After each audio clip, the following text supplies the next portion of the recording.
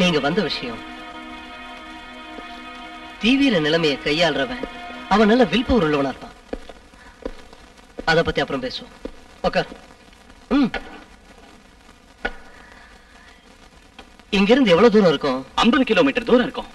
நான் ரொம்ப பேரை சந்தேகப்பட்டேன். அது மட்டும் இல்ல, இன்னும் கண்டினியூவா பல கொலைகள் நடந்துட்டு இருக்கு. பட் புரியுது. பட் இன்னைக்கு 2-3 கிளாஸ் அட்டன் பண்ண வேண்டியிருக்கு. இன்னும் 2 நாள் கழிச்சு நான் அங்க வரேன். அவன் சில கெட்ட வேலைகளை ஈடுபட்டிருப்பான்னு நினைக்கிறேன். அங்கதான் எங்கேயோ டிபார்ட்மெண்ட் இருக்கு. நீங்க பிரச்சனைகளை மாட்டிக்காதீங்க, என் கூட வாங்க. போலீஸ் கைக்கு கிடைச்ச குற்றவாளிய காசை வாங்கிட்டு விட்டுட்டாங்க. அவங்கதான் எங்களுக்கு முதல் எதிரி.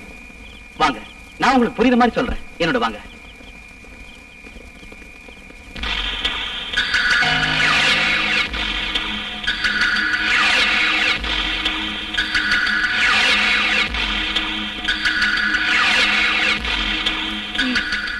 நான் சொன்னது எல்லாருக்கும் புரியுது இல்ல? புரிஞ்சுங்க.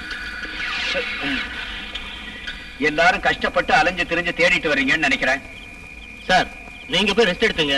நாங்க நோ நோ, நான் உங்க கூட தான் இனிமே இருப்பேன். 4 பேரும் 4 பக்கம் தேடுங்க. யாருக்கு முதல்ல விவரம் கிடைக்குதோ அவங்க மத்தவங்களுக்கு சொல்லிடுவோம். கெஸ்ட் ஹவுஸ் முழுசா சுத்தி பார்க்கணும். சீக்கிரம் ரூமுக்கு வந்த உடனே விவரம் சொல்றதுக்கு வாட்ச்மேன் சொல்லிட்டு வந்து